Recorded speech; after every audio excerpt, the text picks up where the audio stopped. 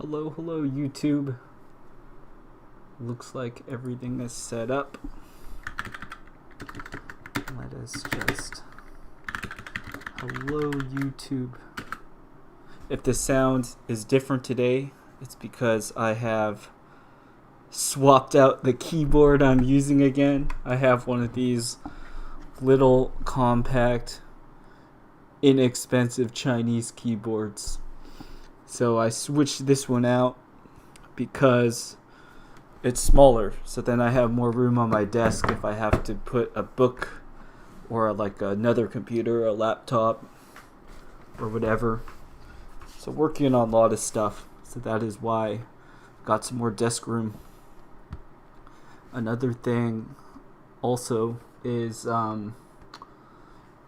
with the standard keyboard, you have a lot of nice buttons on the bottom. So Control, Alt, Windows, stuff like that.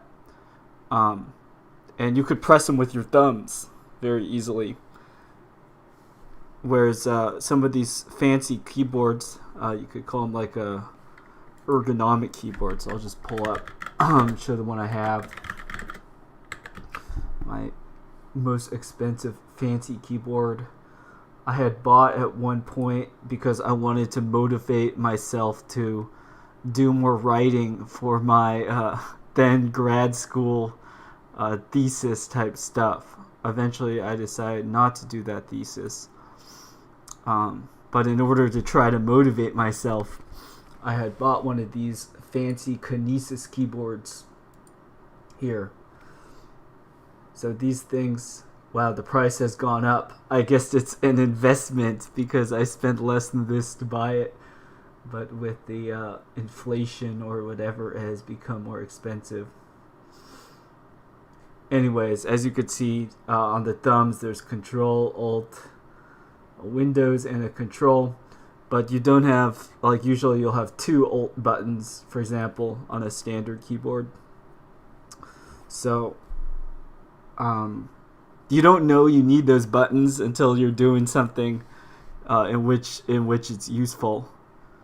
So, you might start using Kinesis, say, "Oh, this is cool, this is fine," but then suddenly you need to hit the right Alt button, and you found that the Alt right has been deleted.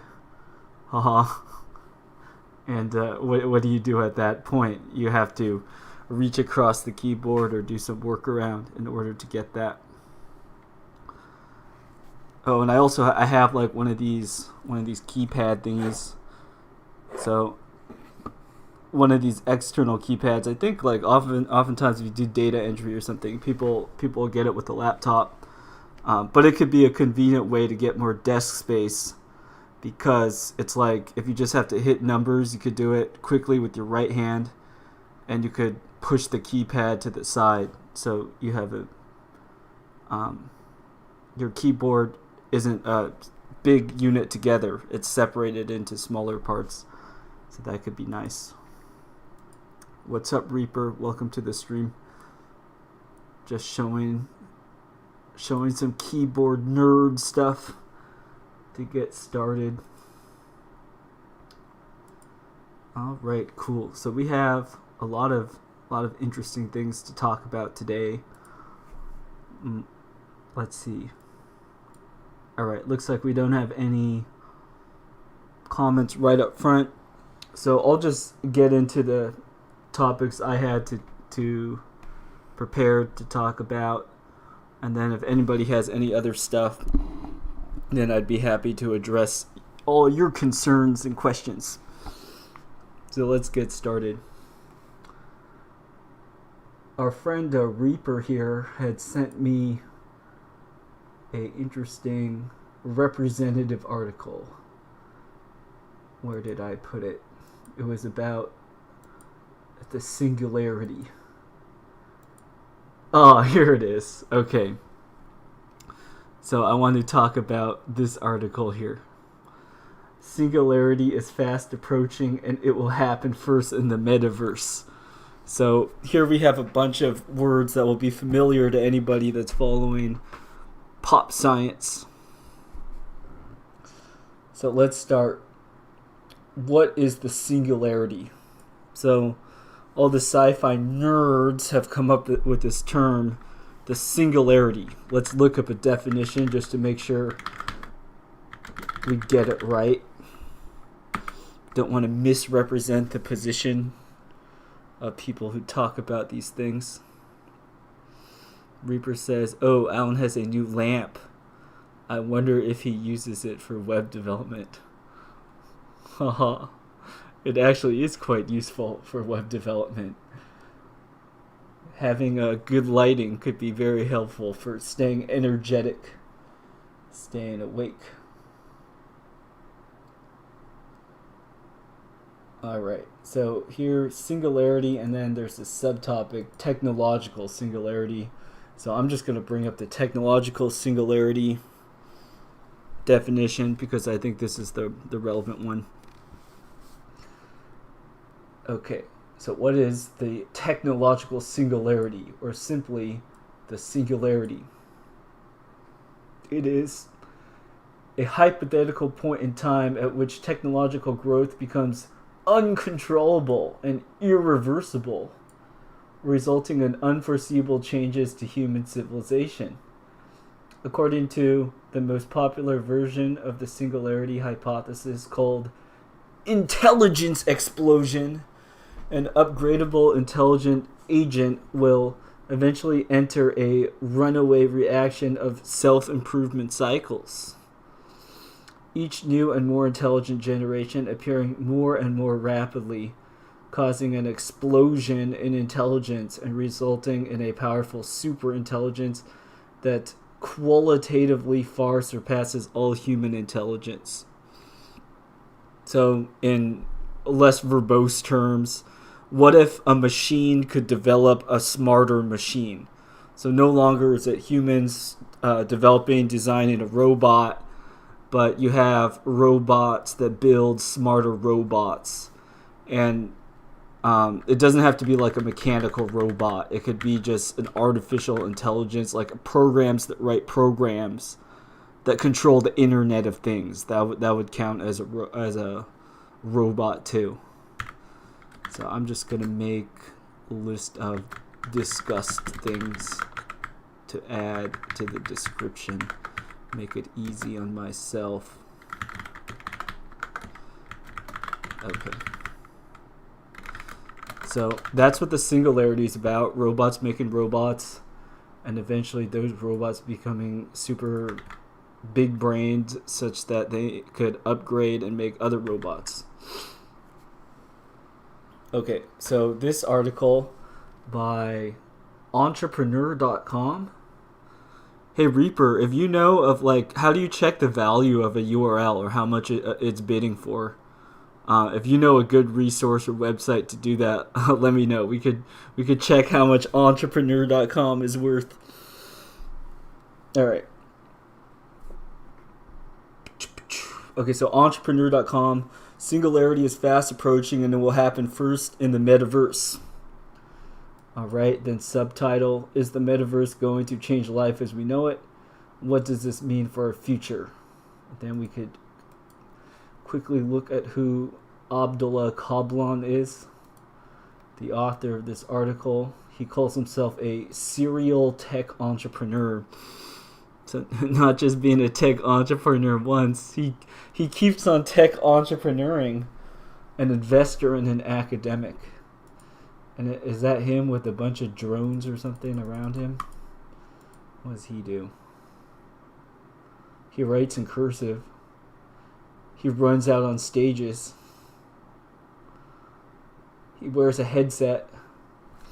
He moves his hands to talk about innovation. Innovation. Bro, you don't have much content on your site. I'm trying to learn about you and what you're interested in, but I just see a video of you running out on the stages. Okay, fintech, AI, blockchain, data science. He says AI is not a threat to humanity, but an internet of smart things may be. Oh, so he's been talking about this for a long time. This was April 2016. And then it looks like he's still active to this day. And he is continuing to talk about AI topics. So people are reposting his article, retweeting. So it looks like his article has a lot of coverage in various things. Maybe he's based in Mediterranean, Malta, Arabic. I do not read Arabic. Looks like he thinks that Facebook rebranding itself into a metaverse company is going to pay off. So he seems like a person who his career is based on believing and promoting metaverse related topics. Oh, Reaper says, why aren't you streaming what's on your screen? Apologies. I thought I was running on OBS, but I had it switched on something else. So now I'm showing it. What I was doing was looking at this guy, Abdullah Kablan, who wrote this article on the metaverse, or singularity, that we're reading, singularity and the metaverse. And it looks like he's been hyping this stuff for a while now, since at least 2016. So let's see what he has to say. So entrepreneur, I think we could call him a tech bro appropriately. Okay, let's look at this article. Recently, there's been a lot of discussion around singularity and whether we will soon be entering a phase where artificial general intelligence will soon become reality. However, before we delve deeper into the philosophical and ethical implications of singularity, we have to understand what it really is, its actual limitations, and why it may happen in a way that is different than anticipated.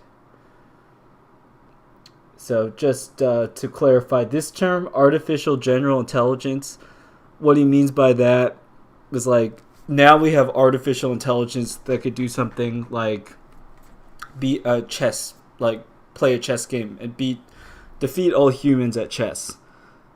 That is artificial intelligence employed in a very specific field or domain, like a closed system.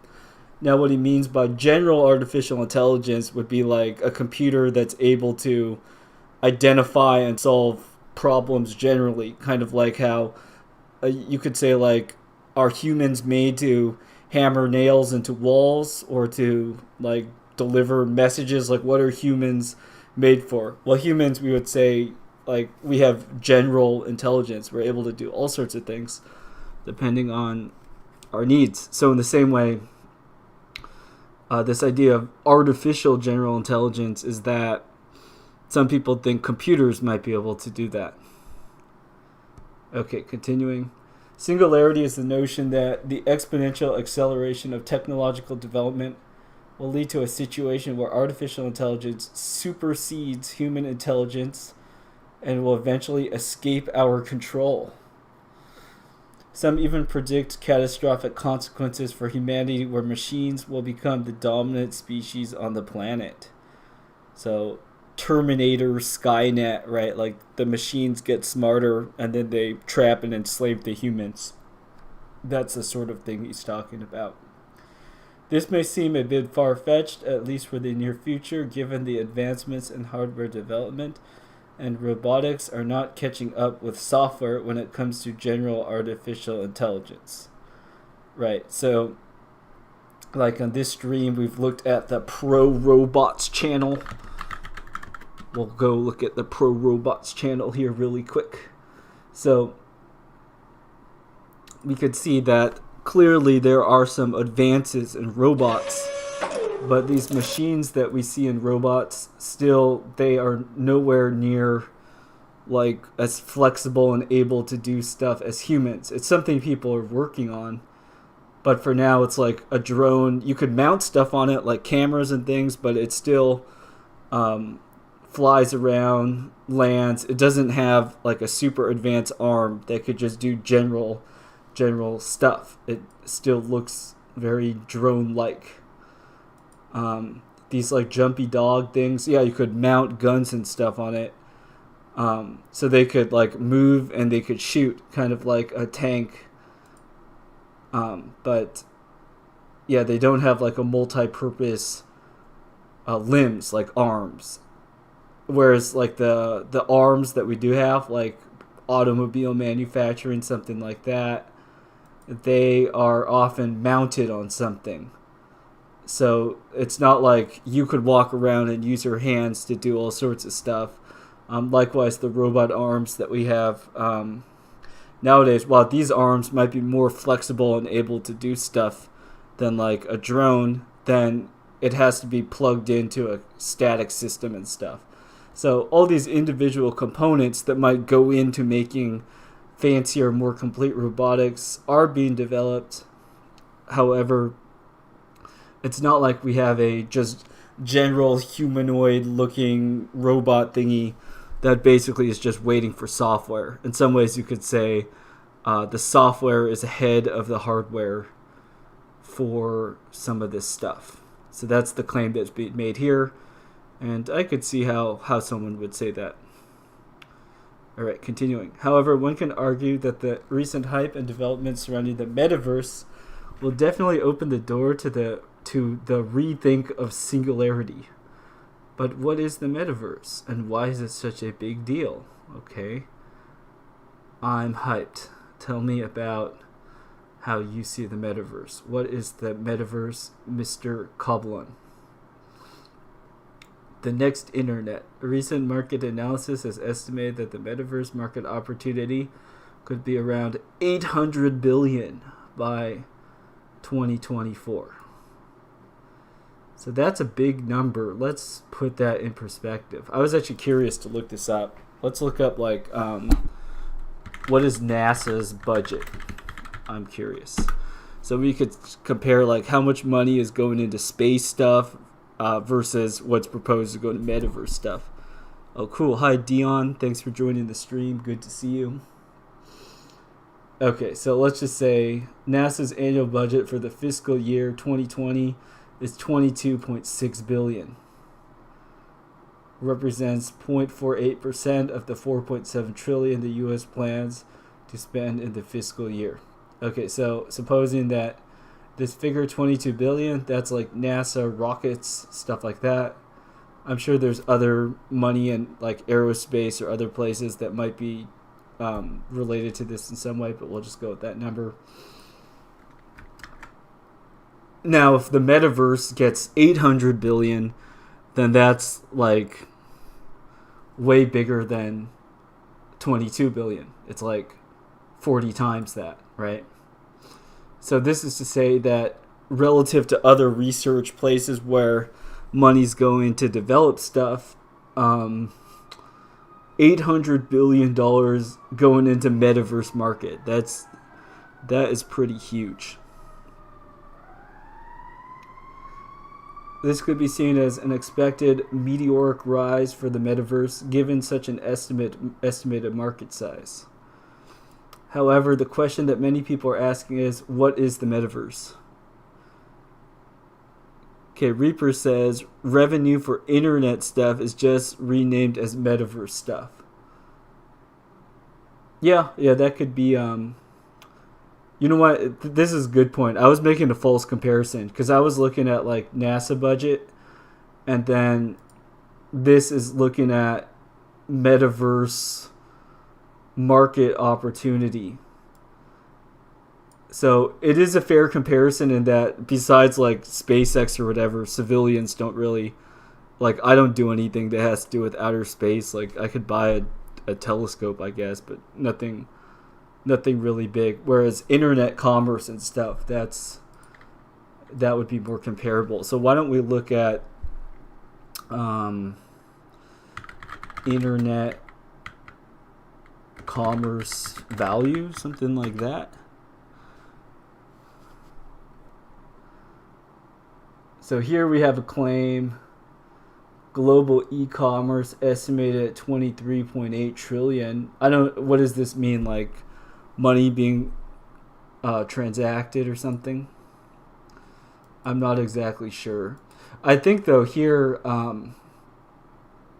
so we'll see what this guy means by metaverse, but I think it's talking about like digital metaverse specific stuff as opposed to like if somebody orders like batteries or something from Amazon, or e-commerce people order anything like food, tools, like hammer, nails. You could order anything online. So I think that a huge number like 23.8 trillion e-commerce, that could involve all sorts of stuff. But I think this claim might have to do with metaverse specific stuff. Let's take a look at how he defines metaverse. Okay, so author says, presently there isn't a single definition. If you think about today's internet as a virtual two-dimensional space, like anime, where you can produce and share content, create value, and connect with anyone anywhere, then the metaverse may be thought of as a virtual three-dimensional space where you can do anything that you could do in today's internet while being fully immersed through VR, AR in that space, exactly as you would be in the real world, but in a virtual, realistic, graphics-driven manner while being able to interact, connect, transact, and create with others. Simply put, existing in the metaverse is the equivalent of living inside the internet. This opens the possibility of the creation of a new world, a new economy, and new possibilities. Okay, so I think when this guy's talking about big money by 2024 going into the metaverse, he is pretty explicitly talking about like jacking into the previous the primitive matrix. Basically, that's what he's talking about here. He's not trying to construe it generally. However, unlike the internet, the VR immersion would trick the human brain into releasing the same chemicals, endorphins, serotonin, dopamine, the same way as you would in the real world, which will make it more natural and more realistic for humans to inhabit than the internet. It's a virtual environment where you can interact with people in a digital space. It is going inside the internet instead of just looking at it. So this author is claiming, so this is Kablan Singularity article, he's saying that in the metaverse, feels equals, well, just triple equals reals. The feels are the reals. When you enter into the metaverse, then you get the same chemicals, the endorphins, serotonin, and dopamine. So because the same feels are there, then what's to say, how is it different from the reals of real life? You're going to get the same internal experience in many ways. Let's see, couple comments by Dian. Says, are they literally expecting people to live in VR? Like Robin Hansen's Age of M. I don't think this can succeed. People will burn out on immersive interfaces. Well, Dion, that is a good point. I think that at first, like with a lot of stuff, it's the nerds that are the early adapters to things. So you'll always have people that are very interested in embracing some new technology. So I'll show off a guy's channel. I've watched a couple of this guy's videos. I think Thrill Seeker or something's his name, but he's just this guy that goes over all the VR stuff. So this guy would be an example of a like VR hype person enthusiast. So every week he goes over using VR. You could watch him run on an omnidirectional treadmill, all this stuff. So it's something like this for everybody. I would say, of course not, right? The interfaces now, they're quite primitive. You wouldn't expect that. But then you hear about stuff like Elon Musk Neuralink, and it's saying like, yeah, eventually the goal is that you don't even need headsets and stuff like that. Rather, the end goal is so that you don't even need to type on a keyboard. Instead, through your brain directly, you could do input, like you send commands to a computer, and then likewise the computer, like a monitor, will send images back to you. Then what if you could basically use a computer to hallucinate? So building on this using a computer to hallucinate. These people like Timothy Leary, a psychedelics guy, all these people, they became interested, or they were talking about cyber stuff. So look, we just found a new term. We found cyberdelic. What does cyberdelic mean? Cyber, from cyber and psychedelic, was the fusion of cyber culture and psychedelic culture that formed a new counterculture in the 1980s and 1990s. Okay, so then now it's talking about cyberdelic as a particular historical, aesthetic, art, whatever you want to call it, movement. But what I wanted to bring up was this. Okay, Timothy Leary, an advocate of psychedelic drug use, who became a cult figure of the hippies in the 1960s, reemerged in the 1980s as a spokesperson of the cyberdelic counterculture, whose adherents called themselves cyberpunks, and became one of the most philosophical promoters of personal computers, PC, the internet, and immersive virtual reality. Leary proclaimed that, quote, the PC is the LSD of the 1990s, and admonished bohemians to turn on, boot up, jack in. In contrast to some of the hippies of the 1960s who were anti-science and anti-technology, the cyberpunks of the 1980s and 1990s ecstatically embraced technology and the hacker ethic. They believed that high technology and smart drugs could help human beings overcome limits, that it could liberate them from authority, and even enable them to transcend space, time, and body. They often expressed their ethos and aesthetics through cyber art and reality hacking. Okay, so I bring up Timothy Leary and all that stuff, responding to Dion's comment where he says, will people burn out from immersive interfaces? And I am saying, with the current iteration, I think, yeah, I mean, only a nerd would strap that to themselves and spend a lot of time running on a omnidirectional stationary treadmill. It's not for most people. But the eventual goal of this stuff, and you could see it through projects like Elon Musk Neuralink, and then looking at the writers of like past decades that are talking about virtual reality and stuff, they want to basically prepare the way to have the technology to do something that's like the movie The Matrix or whatever, where people, like, you literally plug into a computer and then the computer knowing how to make you feel certain ways, right? It's like digital stuff as drugs, something like that. Let's see. Dion says the main attraction is novelty, which will wear off. The most immersive possible VR is the mud. So I think another crucial thing, and we'll continue with this article, I think it'll be relevant, is that at a certain point, I don't think that this stuff will be about entertainment. It'll be like for example, at the beginning with PCs, with computers, maybe it was entertainment, like hobbyists would buy these things because they would be interested in trying out new software, building some project, and so on and so forth. But then now, if you think about a desktop computer, for most people, it either mean one of two things, like gaming, entertainment, so that stuff still, or like, I have to go to work and I have to work on a computer, that sort of thing, whether it's doing like video editing or social media marketing or whatever. It's like you're doing your work there.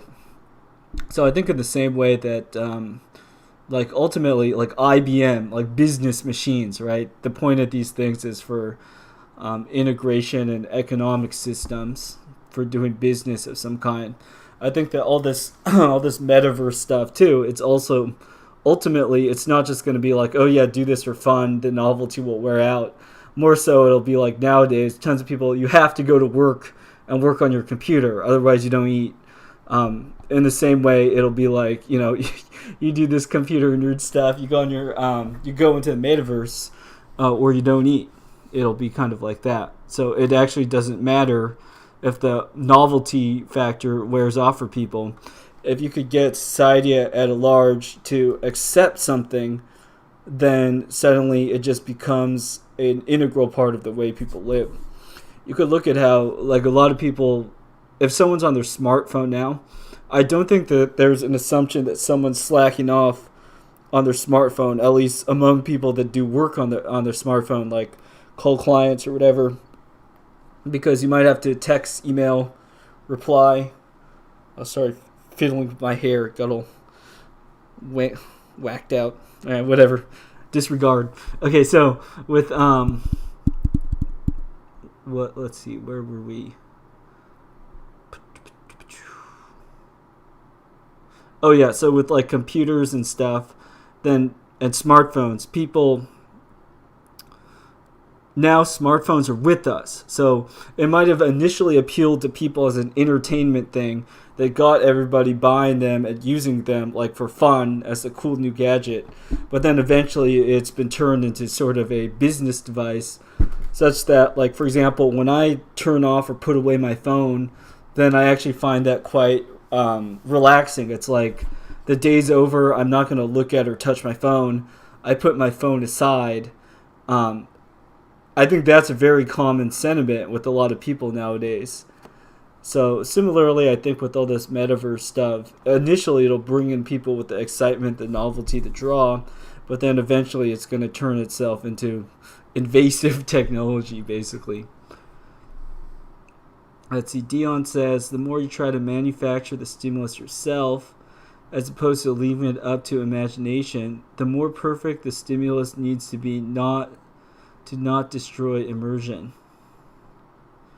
Yeah, so when I read imagination here, I'm kind of thinking like you're saying the book is better than the movie, in the sense when somebody is reading a book and using their own imagination, then they might have a much richer experience because they're more involved and immersed in the book. Of course, that might take more work or something to do. But when you just watch the movie version instead of doing the book, it'll be less real to you in a sense. That's one way I'm reading what you're saying here. I think it will be kind of like people like this stream. You know, I hope this stream's immersive in the sense that if you type something here, you leave a comment, it's like I will actually see it, and probably other people will as well. You're interacting. It's not just me talking or you talking to a wall, right? It's two-way. So I think that, like, when you read a book or something and you're more immersed in it, then when you have a participatory part to play in it, then that is part of what would make you choose to do that activity over another activity. Now, so how will this work with the metaverse? Well, I think, like, one thing, for example, we could see how 3D hologram projection movies, like, I've watched them where you wear the funny glasses. I think I saw a Marvel movie or something, but this kind of failed. First off, technology problems. So a lot of people, they just got dizzy, they can't handle it. But then I think a lot of, like, for me, I didn't feel sick after it, but it was more like that 3D experience. I don't think it really contributed much else to the experience than just watching a movie in 2D. So because it didn't really contribute anything extra, you could ask, like, why would I go to this more expensive and might make my friends and family dizzy version of the entertainment when I could just watch the standard version of it, something like that. So I think, yeah, practically as this stuff rolls out, like, my own personal belief is that it'll happen gradually. So right now we already see like Microsoft Teams, they have these avatar things. So let's go Microsoft Teams avatar. Let's look at some of these Microsoft Teams things. Yeah. So here's a very kind of unsettling avatar thing that Microsoft put out. But you could see that, yeah, they have avatars, and it looks very similar to a Zoom call or something like that. So here's like a person, presumably just a camera pointing at a person, and then here you have this avatar chick. But it might be a dude. Like, I don't know. It might be, you don't know when it's an avatar. There's this old meme. It's like, nobody knows if you're a dog on the internet. Let's look at a meme.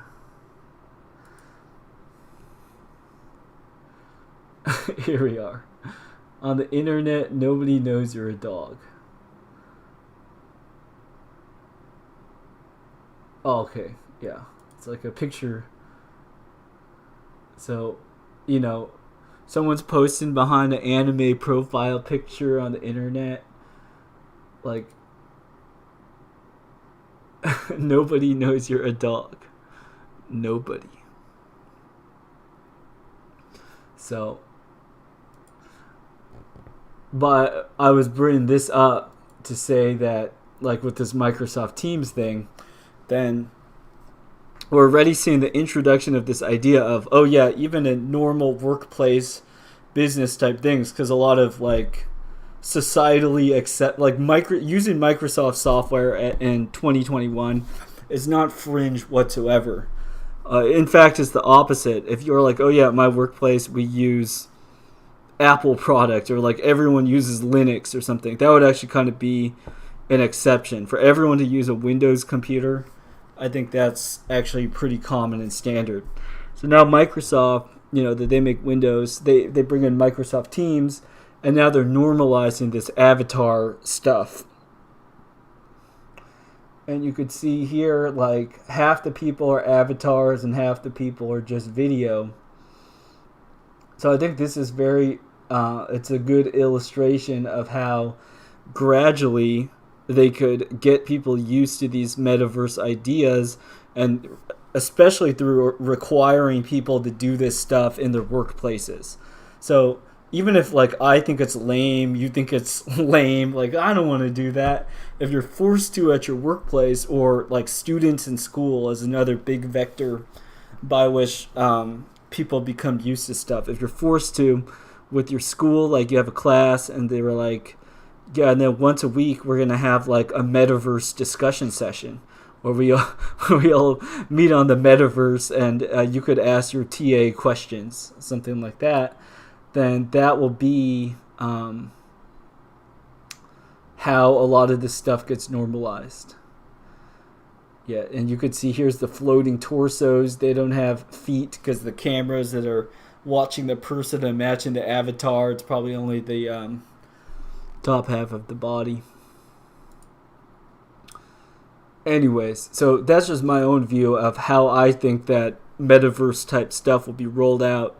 It'll be really gradual, and then with the corporate world and with the education and stuff, you will be able to force people to become early adapters, not like their whole day all the time, but this software will definitely be used. Like you could say you have a captured audience, a captured market, something like that, such that you'll at least have all these people that are required to use this stuff, such that they could work through all sorts of problems and develop things. So that's how I see how stuff's going. All right, let's continue this article here. So it's saying it's virtual environment, interact with people in digital space. Oh, Dion says, so how will this get revenue? Yeah, so that's where you have to be a little bit tinfoil hat, to be honest. Like, one thing that people have been saying about like Elon Musk and stuff is they'll point out about how Elon Musk got tons of government grants and subsidies. So this is pretty not even controversial now. So I'll just search like Elon Musk grants, government funding, and then probably you're gonna have a lot of coverage from this, not just from like weirdo looking sites, but even mainstream sources. So like LA Times, I'd consider that a pretty mainstream source like Forbes. Okay, so it's like Elon Musk is a government subsidy critic, but Tesla's Q2 results were helped by COVID-19 aid. And then it will probably talk about how, he got all these perks from government-related money.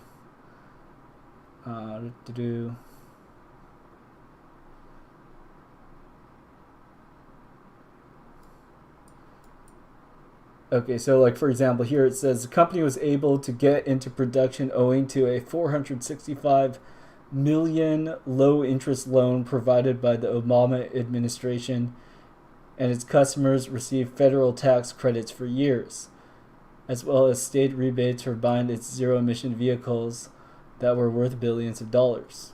Right? So just one example there. This LA Times is likewise talking about how he got 4.9 billion in government support, according to, so it looks like LA Times compiled some data, so on and so forth. So to answer your question, Dion, how will it get revenue? How will they get money? Well, I think that a lot of the ways that we see tech advancing is through top-down plans, like somebody with a bunch of money, or which might be somebody who has like a contract with government or something. They could put all this money in to build a technology which you could not just build in your garage, right? So, like for instance, like let's say you said to me, Alan, I want to quit my corporate job and become a full-time oil painter. Okay, and then you say, it might be really hard to do, but might be a life where I don't have many luxuries, but I could do it on $20,000 a year. Let's say that you said that to me. Now, if you could secure $20,000 to start this journey of becoming a great oil painter for a year, then like that is all you need. You just need a loan, or maybe people just give you a grant. Like you don't have to pay it back. It's just like, here, I'm going to give you $20,000 because I want to see what, Dion the oil painter could bring me, something like that. So in the same way, I think with these like metaverse companies and stuff, you have a company like Facebook. So let's look, Facebook money metaverse. They probably just got tons of money that's ready to bring to fund like years of building metaverse stuff. So like the top line of this was,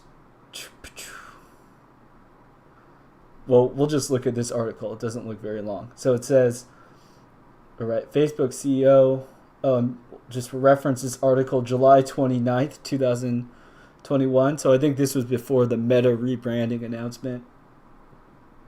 So let's see what it says. Key points. So Mark Zuckerberg outlined some of his vision for a metaverse on the company's earnings call this week. So this was before his big release. He had been hinting and telling people about this. Zuckerberg said it will take several years to build out the metaverse experience. So as with technology things, in actuality, maybe it will take longer, or maybe he'll make the goals in several years. I can't judge. I don't have enough information. And if Facebook is successful, it will make money from the sale of virtual goods in the metaverse, along with advertising and other virtual experiences.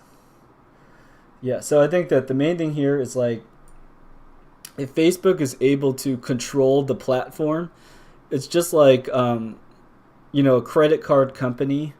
They will be able to take a cut of any transaction, right?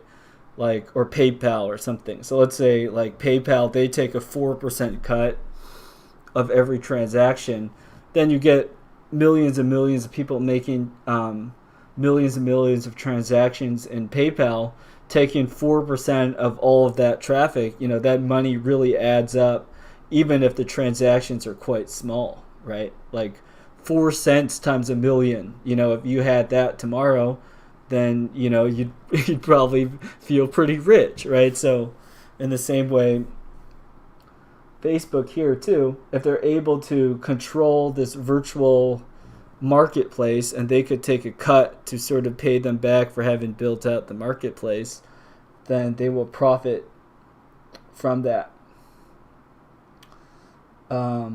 Yeah, but I think, so it says they've been spending billions on it. I'm just going to control F the word billions. Yeah, Facebook is spending billions per year on the metaverse. The company wouldn't provide a specific figure, but didn't shoot down one analyst's estimation that the company is spending about $5 billion per year on metaverse-related development. So with $5 billion, like, you could recruit a lot of the top, like, programming talent and 3D graphics, game level design, whatever you're looking for. With money like that, you could gather all sorts of people. You could also acquire a lot of companies. So maybe there's a smaller group of people that started to make something that's interesting to you. Just like Facebook bought Instagram, right? They could do an acquisition on stuff. So how will Facebook get the revenue? I think it'll be like just doing Facebooky things. So first off, if they actually have and control the market, they could take a cut of everything, just like credit card companies and stuff will be able to do that. And then our payment processors like PayPal, I don't know exactly how credit card companies do their thing, but I think it's similar where they charge some for a transaction. And then on top of that, right, through acquisitions of things that they find valuable, they'll be able to gather together the infrastructure to build out and create a marketplace by which, when they control and own the marketplace, it's like taxation. Basically, like Facebook tax on top of like sales tax, whatever. So that will be the actual general mechanism, I think. All right, let's continue the Kablan article a little bit. So what makes the metaverse unique? To elaborate on this point more, if we think about it, we have had mainframe computers that evolved to personal computers, which then evolved to mobile devices. In the case of metaverse, however, the leap or the iteration does not necessarily go to a faster device. Excuse me.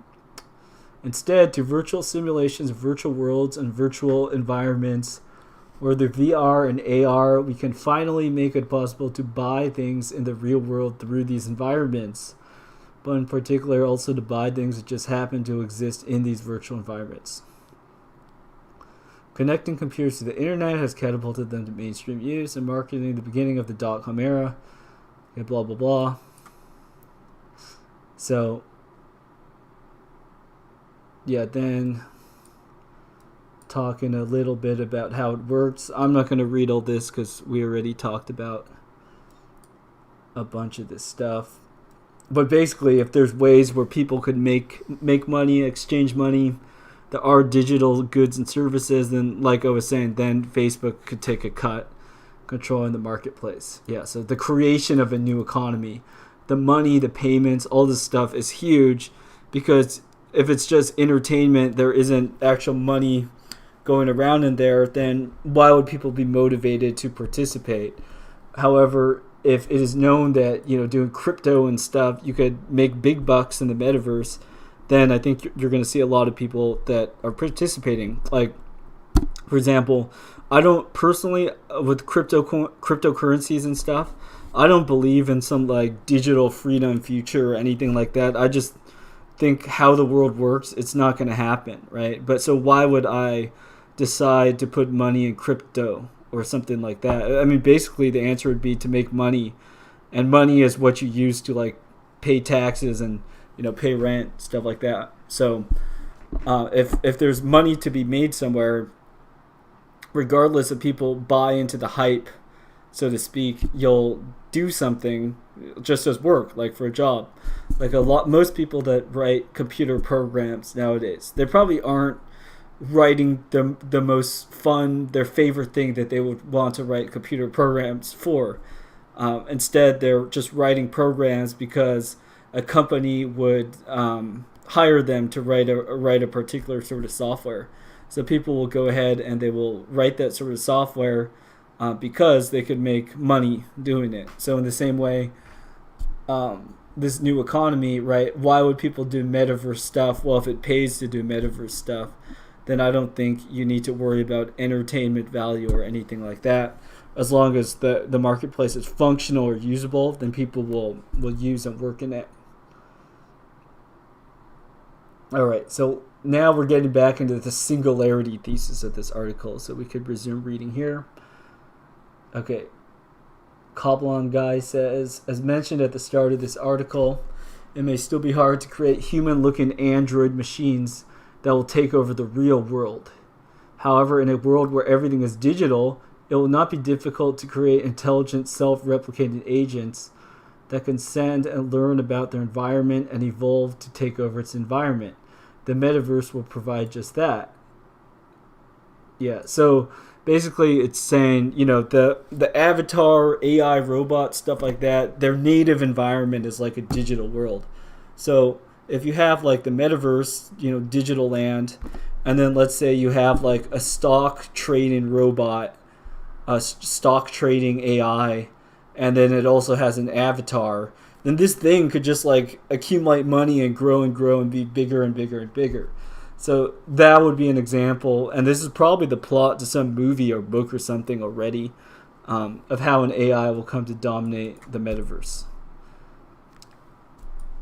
Yeah, I think actually in the that Max Tegmark Life 3.0, I think one thing that he was doing in this book is just like enumerating all these different scenarios by which an AI might take over, and like a stock trading bot, I think, might have been one of them that he mentioned.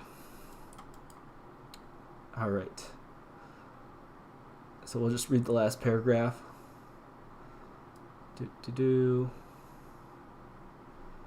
Okay, so the metaverse, blah, blah, blah, will be the first place and chance where artificially intelligent agents can finally exhibit a quasi-human behavior, right?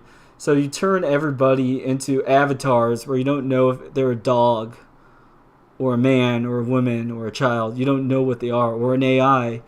Then in this sense, a AI is on an equal status to a person in this metaverse if you truly cannot tell if they're a human or a robot, because everything has this digital filter stuff over it. Right. Without the physical limitations of building an actual humanoid robot in the real world.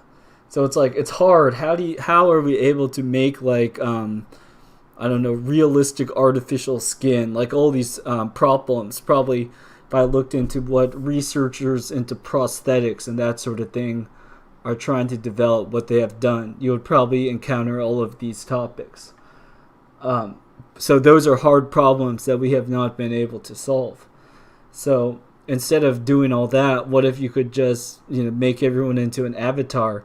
Then you cut the Gordian knot. You don't have to solve this problem of making like super realistic artificial materials, robotics, and stuff like that. Instead, what you just do is you reduce humans to something less, and then you're able to have AI or whatever that could do all the moves that humans could do, but in this virtual world. All right, and then this guy concludes with this clickbaity line: with the advancements of AI, and specifically neuromorphic computing, which is accelerating the approach of artificial general intelligence, we may witness a metaverse where AI is indistinguishable from a human. Whoa. Big if true, right? But it will only be true by virtue of you reduce what it means to be human down to something that could be represented in software.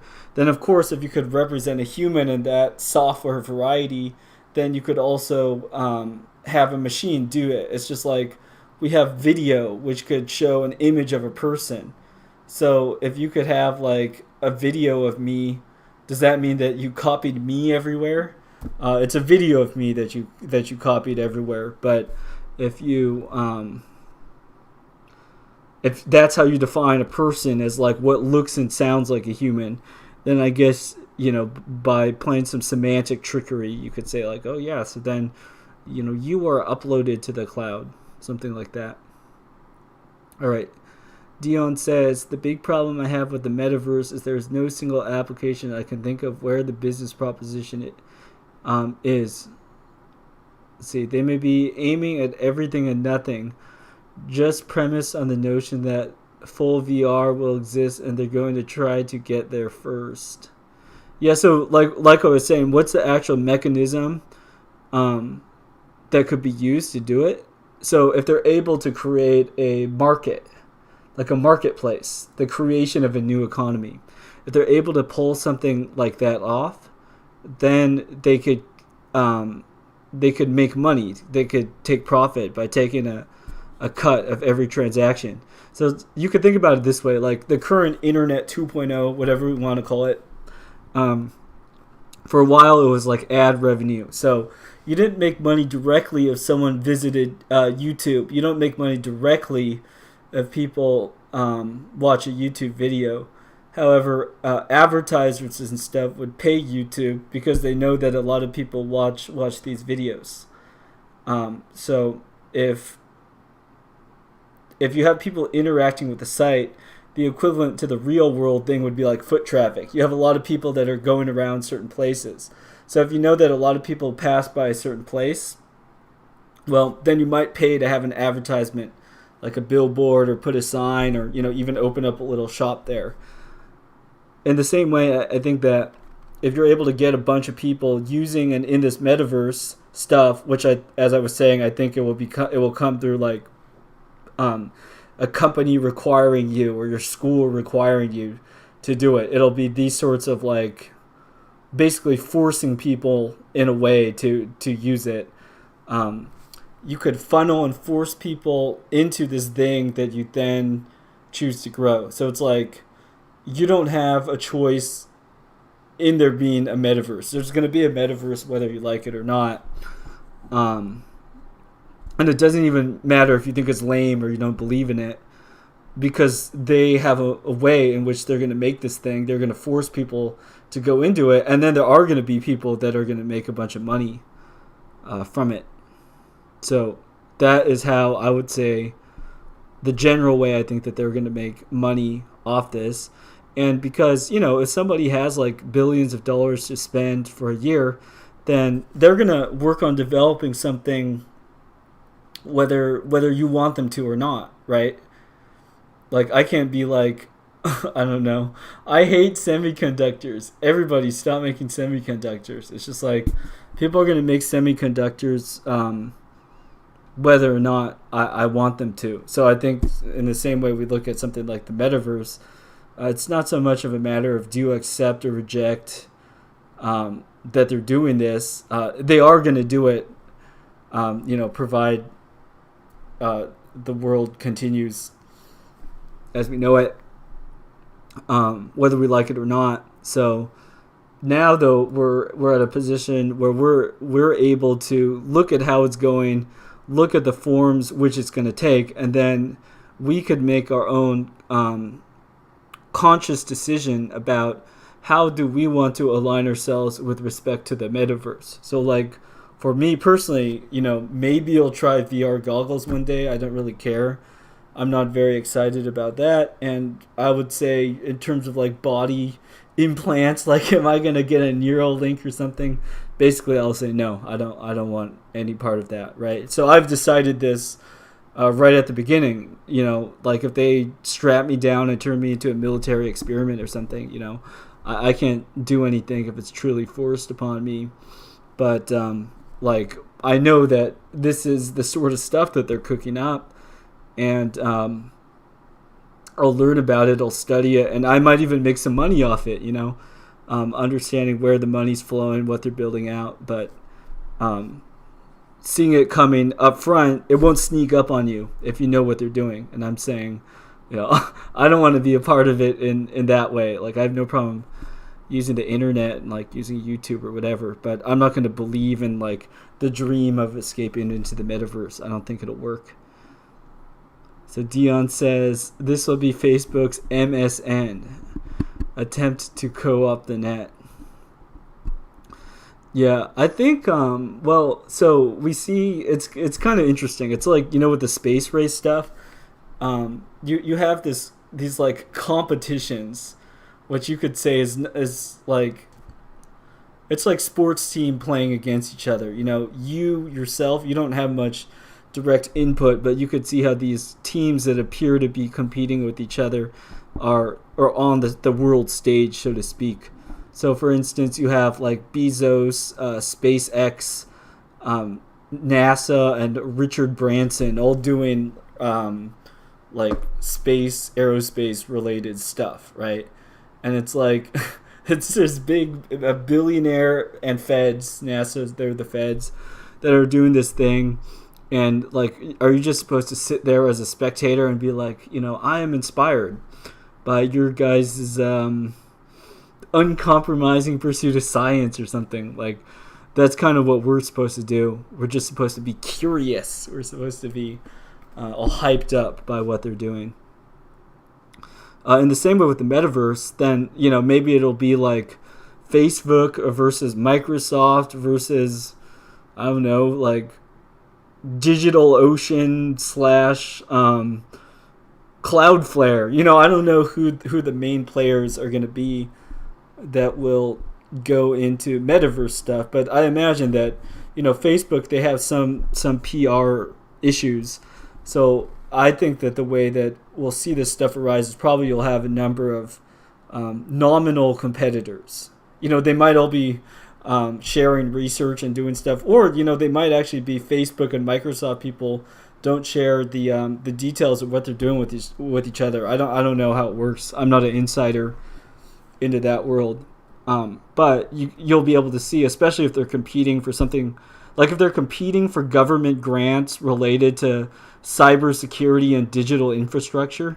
Like, I don't think it's very implausible to think that there will be government grants for cybersecurity and digital infrastructure. I think that would be a very non-surprising thing to expect.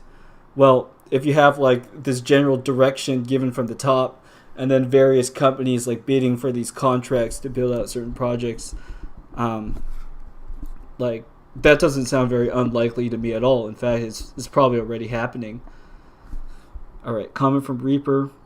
Reaper says, if you did find yourself stuck in the Matrix, what kind of sunglasses would you wear?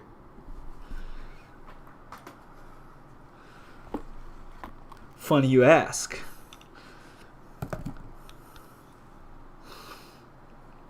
I would wear sunglasses like these, and I would surf the nets. But I'm going to take those off due to security concerns, because they have these mirror lenses, so they might reflect something on my screen that is not meant to be shown publicly on accident. But yes, sunglasses while using a computer. How cool could you get? Okay, cool. So there we went over this fellow's article. Singularity is fast approaching. It will happen first in the metaverse. And then the basic point of this article was, it might happen first in the metaverse, because then you don't have to solve all these difficult robot problems. Because by turning everybody into like avatars where you don't know if you're a dog on the internet anyways, then it'll be much easier to convince people that, you know, something is a human or human-like, as opposed to an AI, because you basically you change the game. You change the game in the sense that, what does it mean to pass as a human? Now, by putting everybody through a digital filter, then it's much easier to pass the Turing test, whatever you want to call it. Cool. All right, I think I'm going to move on to Jacques Ellul, unless there are any remaining questions with the metaverse stuff. So it looks like lined up for today, I'm just looking at my description notes. I wanted to talk about the concept of science and magic and technology in the West. I had some tabs open to spicy topics like Enochian magic, based on the 16th century writings of John Dee and Edward Kelly. The noosphere, the philosophical concept developed and popularized by Russian, Ukrainian, Soviet, biogeochemist Vladimir Vernadsky and the French philosopher and Jesuit priest Pierre Teilhard de Chardin. And yeah, that guy has he's got some interesting stuff. Yeah, and then maybe some politics stuff. So with that being said, let us get into Jacques Ellul. Oh, comment by Reaper. Oh no, I already answered that one. Okay, so I'll continue. So to summarize, because I don't think our viewers here were for the last couple streams. So we had Jacques Ellul talk about Greek and Roman civilization. So he essentialized Greek civilization as saying the Greek people were very technologically advanced in the sense of being interested in technique proper. An analogy that I thought was useful was like, it's like being interested in pure mathematics, right? You could know how all these abstractions and stuff fit together, but pure mathematics is only useful to you in your day-to-day life insofar as you could actually apply it. Whereas the Romans, on the other hand, were like the hacker type. It's like, I don't care if my code is messy or no good or whatever. You'll just write programs and stuff to maximize results. All right, Dion says, time for me to hit the sack. Hit that sack. Rest well. Cool. Okay, now Reaper's profiling me. He said he heard a Russian accent when I read a Russian name. Yes, here we try to have some linguistic accuracy when saying some names. So we have a good time here. All right, yeah, so Greeks and Romans. And then now we're looking at Jacques Ellul make a contrast between East and West. So East, he's kind of fuzzy about it, but he associates it with the Greeks. And then also like what I would call Far Eastern religion, which would include like Buddhism, and then going down to India. Of course, Buddhism probably came from India, but then in the East Asia world, it was adopted and changed form. And then like the Hinduism stuff. So Hinduism, Buddhism, that sort of stuff, versus he's contrasting it with the West, which I think it would be safe to say Jacques Ellul is describing the West as a kind of post-Christian civilization. So he said some stuff about how writers such as St. Augustine in his City of God work would try to defend and say how Christianity didn't how Christians were still good citizens and they didn't lead to the decline of Rome. So, I mean, I'll just be frank and say I think that the way he's doing history here is in very, very big strokes, broad strokes. So I wouldn't say go learn history from Jacques Ellul, but he's making these essentializations about these civilizations to make some big point. So we'll just bear with the historical inaccuracies and not nitpick him, and instead we will turn and see what he has to say. All right. So let's find where we were.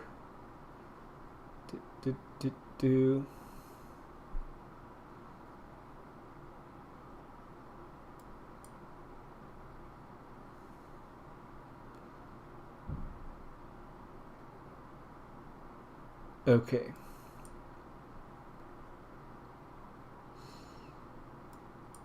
So I don't know if this is the exact paragraph that I started from, but I'll just start from here. Okay, so Jacques Ellul says, little effort was made to improve agriculture or industrial practices. There was no effort at useful creation, evidence of the remarkable practical genius of the Christian religion, and when at the beginning of the 12th century, At first very feebly, a technical movement began to take form. It developed under the influence of the East. The technical impetus of our civilization came from the East, at first through the intermediacy of the Judei and the Venetians. So what does he mean by that? A particular kind of trader. Okay. And the Venetians, and later through the Crusades. But even so, it limited itself to imitating what it had seen, except in art.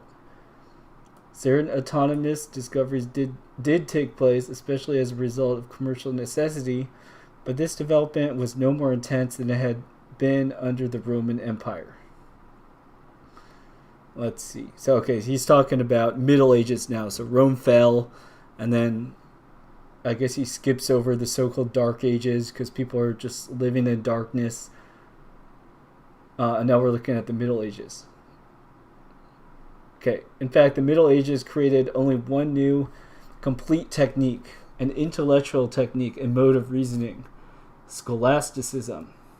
Okay, so he's essentializing the accomplishment of the Middle Ages with scholasticism. The very name evokes its mediocrity. With its gigantic apparatus, it was in the end nothing but an extremely cumbersome formalism. It wandered for centuries in intellectual blind alleys, notwithstanding the prodigious intellect of the man who used it, and were deformed by it. The balance sheet shows no triumphs, even on the historical plane. Alright, so he's not impressed with scholasticism, and he thinks it wasted a lot of big brains' time. It's just like that quote that we had on this stream about, it's like, Morphy on Great Men in Chess. Paul Morphy. Morphy chess quote. Yeah, here we go. The ability to play chess is a sign of a gentleman. The ability to play chess well is the sign of a wasted life. So maybe Jacques Ellul sees scholasticism in a similar way. The technical movement of the West developed in a world which had already withdrawn from the dominant influence of Christianity. A point can doubtless be made of the effects of the Reformation, but the economic consequences of this movement have been singularly exaggerated. In any case, this is not the place to take up this question. Although practically speaking, it is clear that Christianity was scarcely an important cause of technical progress, not to mention regression, it is nevertheless customary to hold that Christianity, from the theological point of view, paved the way for technical development. Let us consider the two arguments advanced for this point of view. First, and most importantly, it is held that Christianity suppressed slavery, the great obstacle to technical development. The moment men are free, they supposedly turn toward technique to be delivered from the misery of labor.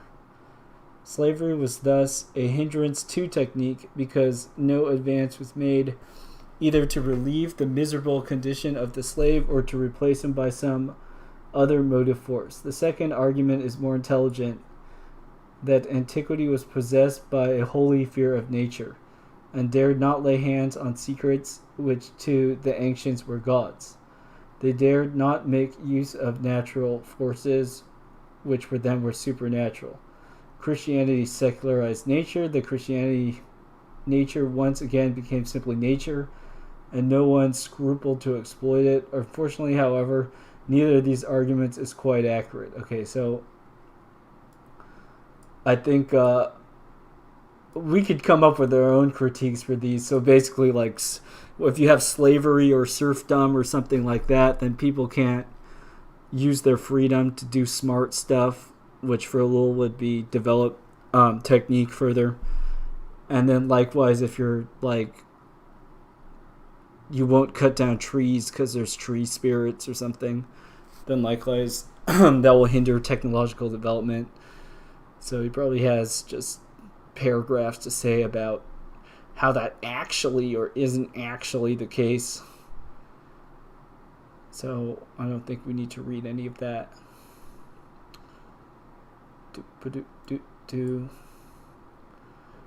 Then it looks like here there's some mention, what might be some moral issues with developing technology.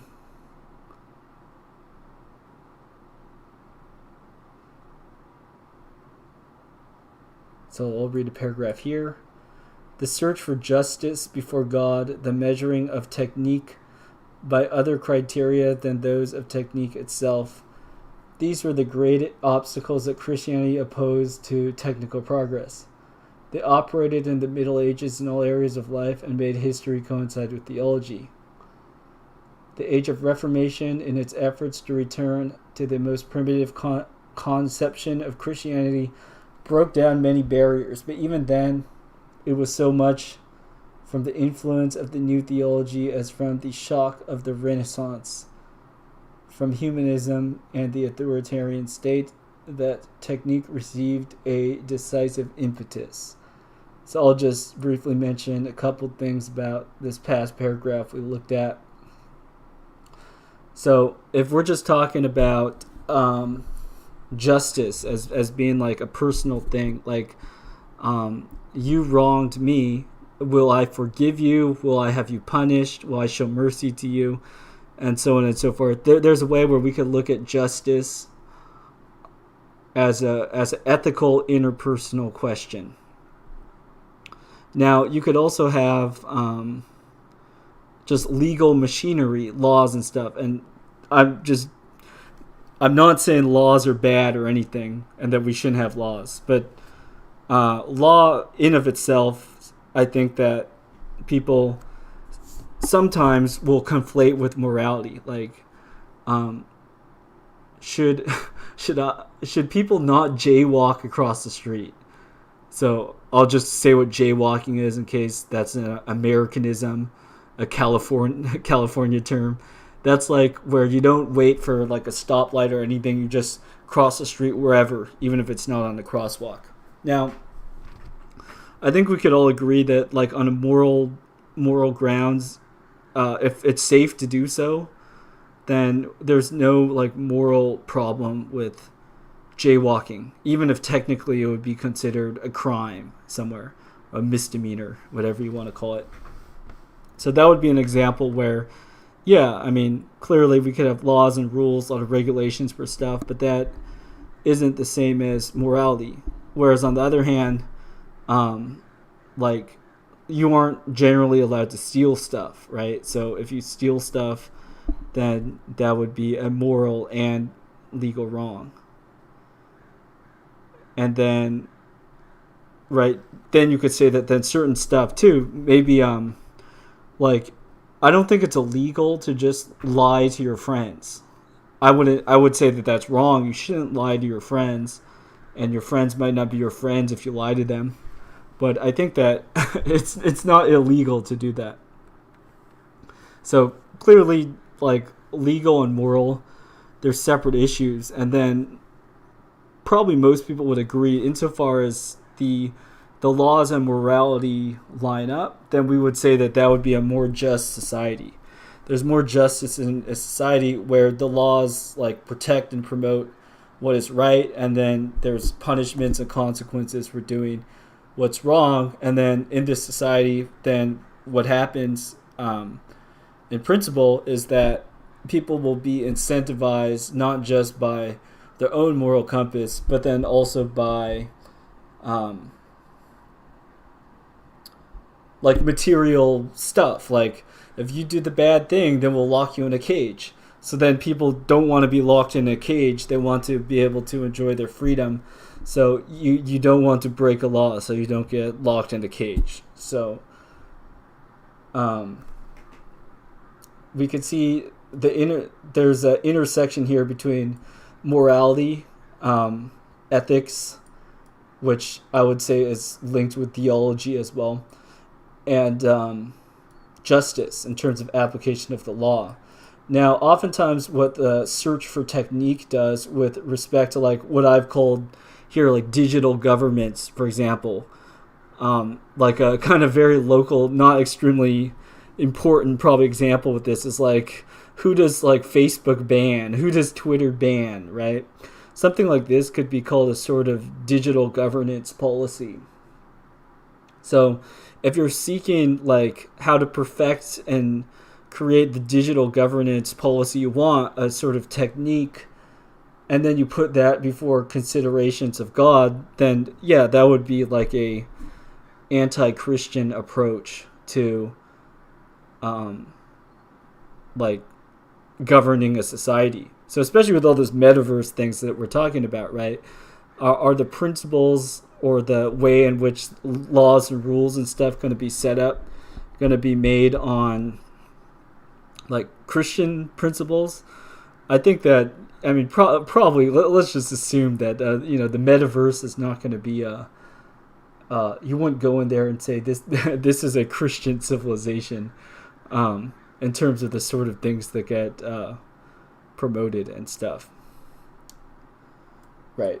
So here with the Roman Catholic Church, Jacques Ellul points out how there was tensions between the development of technique and the Roman Catholic Church, which would have a policy here described as like theology, the position on God, and the technique of governance. They would come together. So the laws and things would be tied with the religion in some ways, whereas somebody might try to develop like a political system that doesn't have any reference to God. That's just like a secular order. We do this because it works, something like that. Then that would be different. And then in the West, then of course we saw the Reformation and the rise of the Protestants. And the Protestants tried to do away with many of the things that they felt were like, they had many like correct criticisms, I think, of the Roman Catholic Church doing bad stuff. And so they broke away, and their theology was different, became different in many, many different directions. And then, yet soon, there will be the Renaissance and the humanism movements, which we'll discuss later. So, apologies if that was a rather disorganized exploration of how you got the metaverse out of the Middle Ages. But I think that, yeah, we can see a sort of mirror in conflict with church authority.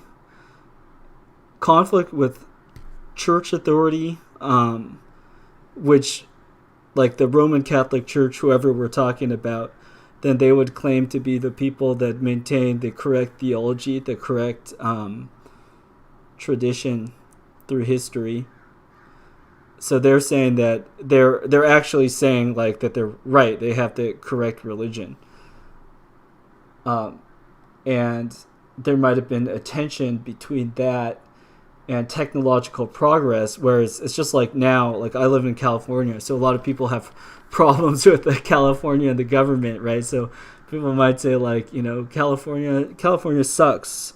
Why should we listen to you people and your crappy ideas? And then people might try to like branch off and do things in their own way. Because the authority in power, you could say they're not doing a good job in a lot of ways. So it seems like this has been a pattern we have seen before in the West. And what has come out of that? So I wanted to bring up, just looking at the description here, this magic and technology. Because, so in the West, we've had some interesting people come out. So you could say in this sort of, I'll just use the term like post-Christian society, and that you have a lot of people that have a lot of issues with the official church. So in the case of a lot of the West, this would be the Roman Catholic Church. You would have people that didn't want to go along with their program, whether it's politically or in terms of theology or something like that. So in England, you would have like the Anglican, the Church of England, which wanted to do their own stuff that and not be under the direct rule of the Roman Catholic Church. So while they might have started as more similar over time, then they would take on their own characteristics, believe different things, do different things. And I think it is through a lot of this, a kind of, you could say, a breakdown of hierarchy, right? So if my state church broke off from the Roman Catholic Church, then why should I stay with my state church? Why don't I do my own thing? Stuff like this. Then you have this focus on impersonal technique. So we were looking previously in this Jacques Ellul book about how technique, technology, magic, you could say that they're all related, and that you want to find like a pattern that you do in order to get a particular result. So like with the machine, it's obvious, like you have a well-defined task, like I want to cut logs, and I want to cut logs more efficiently. Then obviously you could have like some tools are objectively faster or better at that than others. You could measure things to do that. Oh, Reaper says, gotta hop on another Zoom fun stream. Thanks for joining, Reaper. Good to have you. All right, so flipping back to Ellul. So yes, technique, right?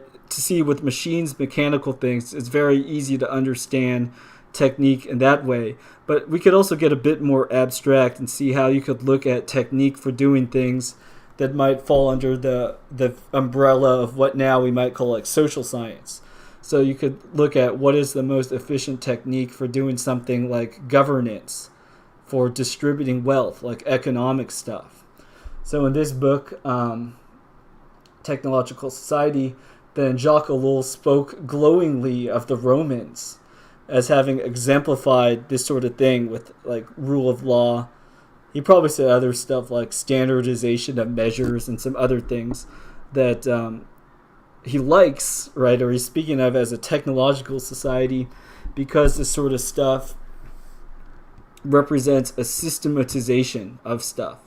You develop, like, you don't have to refer to a person, trust people, their personal response, whatever. If you're able to have like this system, a technique, then maybe it could solve a bunch of your problems, help you be more efficient, and so on and so forth. So in this way, magic is called similar to technique, in that magic is just like technique you don't understand, basically. So someone, you call a program, like right now I'm using, Chrome browser, OBS, streaming software, all this stuff. Like, I don't know exactly how the software works.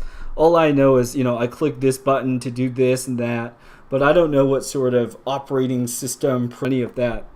So if you search for like quotes about technology and magic, in fact, let us just do that right now. Let's just get a quote, technology magic quote. Okay, yeah, this one. Let's see who said this. Any sufficiently advanced technology is indistinguishable from magic, by Arthur C. Clarke. So science fiction writer, Arthur C. Clarke guy, right?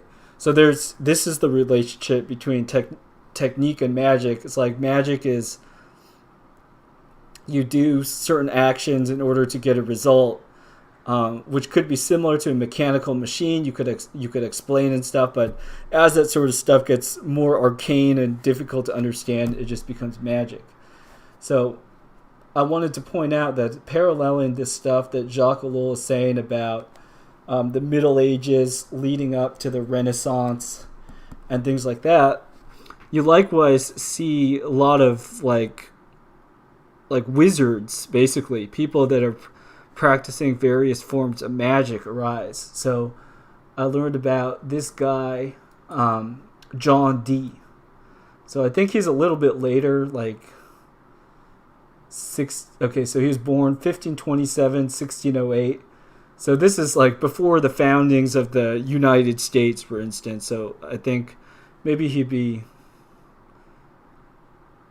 Renaissance or something. I'm not sure what period you would call. So he's a bit later than what was being discussed just now in the Ellul book. More coming up on this 16th century and beyond we're coming up for. But the later people are typically the more records and information we know about him. So I thought he was a relevant figure to bring up.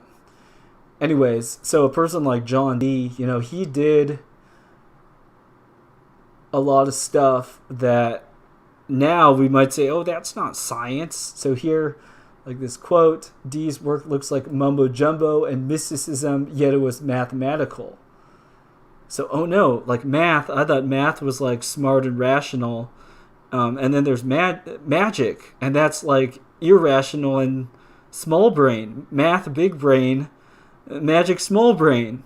I think that sort of view is basically a false characterization of what people have thought of about magic, right? So somebody now might say, oh yeah, magic, that's like superstition because you're believing in these unseen spirits, things like that, if you're trying to work out a system of magic. But now going back to that Arthur Clarke quote about magic and technology being indistinguishable, of course, like in mainstream like physics and stuff, now we talk about unseen stuff all the time. Like even just look at the whole field of like virology. We have like computer generated images showing us what these tiny sub-microscopic things are supposed to look like, and then we're told about their properties and what they do and so on and so forth, but they're unseen. Like you can't just buy a microscope and see one tomorrow. That's why we'll have all these visualizations of, we're said, oh, they look like this, this is a protein, this or that. But because of like they're so small optical properties, I'm not an expert on this. When I'm scrolling through and looking at these things, like they're all CG images. I think that would be why they would call them submicroscopic, or yeah, even drawings, like a lot of stuff like this. So, likewise, when people talk about magic, John Dee, magic. There's a lot of things we have even now where it's like, how do you know about, such and such particles? And the answer won't be like, oh yeah, well duh, you just see it outside, like you could see flames of a fire. It'll be because these things fit, they emerge from a mathematical equation, then you have this concept that's derived from observation, so to speak. Like one thing, for example, this is a really not good way of arguing. Somebody might say like, oh yeah, well, yeah, I'm being scientific, duh, gravity exists. Like, look, here's something, oh, I dropped it, so yeah, I proved gravity exists. And it's like, so nobody's going to deny the fact that if you drop something, it's going to fall to the ground. But if you want to understand something like gravity, what does gravity mean? And like, let's look at Wikipedia. Like, let's learn about gravity today. Do you realize the gravity of this question? All right, let's see what gravity is. So, gravity, from Latin gravitas, weight, or gravitation, is a natural phenomenon by which all things with mass or energy, including planets, stars, galaxies, and even light, are attracted to or gravitate toward one another.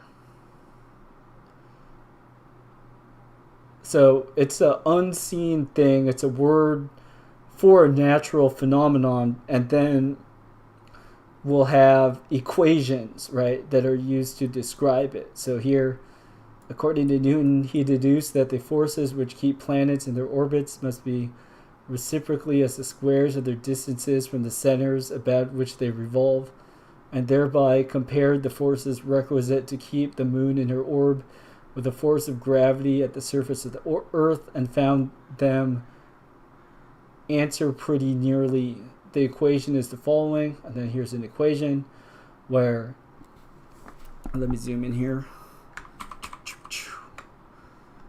where F is force, M1 and M2 are the masses of objects interacting, R is the distance between the centers of the masses, and G is the gravitational constant. Okay, so in order to describe a natural phenomenon, so the observation that everybody would be able to make if they took the time and the effort would be, you look up with your, and you make your measurements about this body, I track it, it went here, and then you could measure the distances between them. So you do all this observational work, and probably you have different people sharing the results and checking with one another if it's done carefully.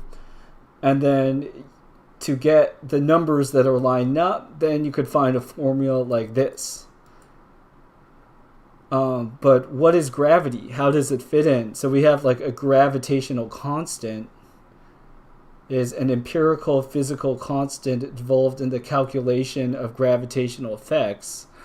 So here, this is interesting. Like here, the gravitational constant is used in the calculations of gravitational effects. So obviously, we all believe in there being gravitational effects, and that you observe something that you drop and it falls, right? But in terms of saying like, oh yeah, that's gravity, and then pointing to an equation, then like clearly the people came up with these equations because they were able to predict and you could use them for something. But gravity isn't this equation. Gravity isn't the gravitational constant. What we call gravity when we're just talking with one another is like this, a natural phenomenon that you could observe. And then people will come up with formalisms like what we see here in order to describe what's happening, to make predictions, and so on and so forth. So going back to something like what John Dee is doing, like people might say Dee's work looks like mumbo jumbo and mysticism, yet it was mathematical. I mean, you could even say that about physics and stuff today. Like a lot of it looks like mumbo and jumbo and mysticism, yet yeah, it is mathematical. So I'm not gonna talk more about like Newtonian physics than I know or than I've studied. But that's to say, we could look at how people have talked about or understand various scientific theories, as well as magic systems, and see, like, is it really all that different from the experience of the person trying to understand a natural phenomenon? Or have we just been refining and coming up with different models that might be, like, more predictive or less predictive? What is the nature of what we're looking at? So let's continue and look at this article on John Dee a bit.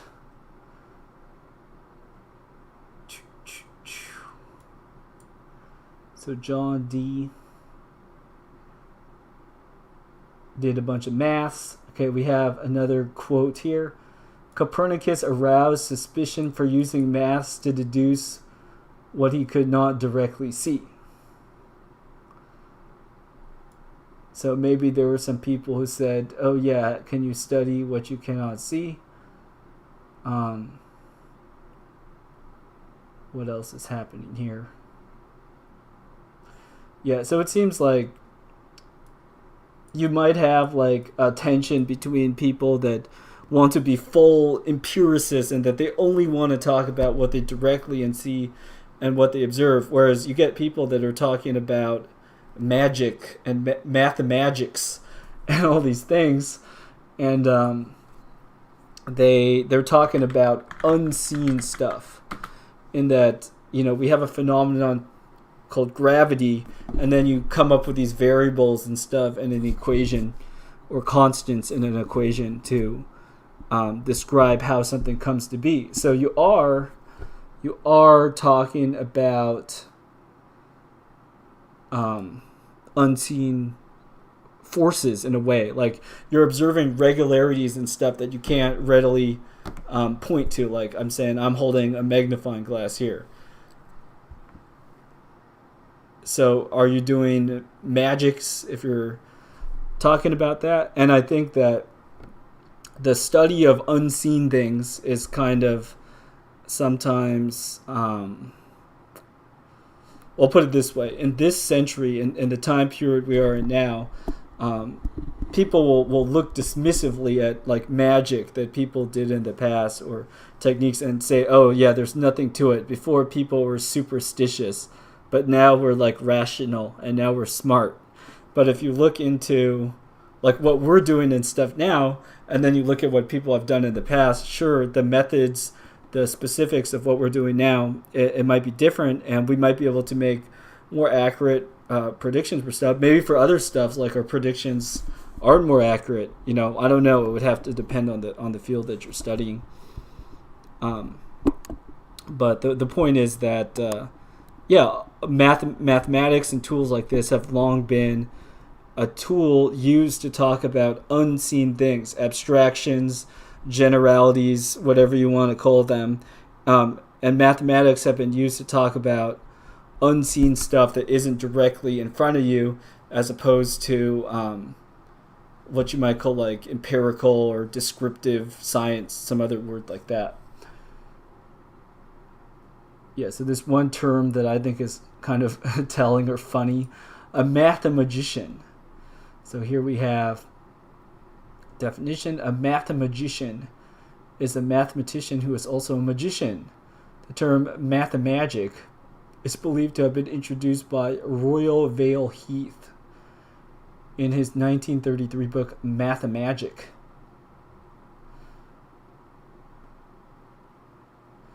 This might be talking about like kind of showman mathematical stuff, but it's interesting to see, right, how there are, like, this term is a thing. There are people that are interested in a lot of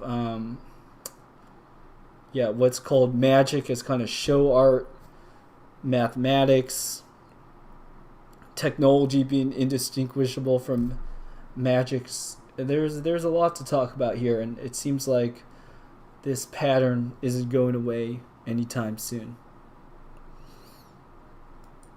Alright, so I think we succeeded. We got through a bunch of Jacques Ellul. We came to a good stopping point, and we also got to talk about magics and science a little bit. So I think we have covered all the bases I aim to cover here. Seems like all our viewers have gone to sleep or to do other things. So I thank everybody that has taken the time to join here. Please like, subscribe, smash the notification bell, do all that YouTube stuff. And until next time, thank you all for joining.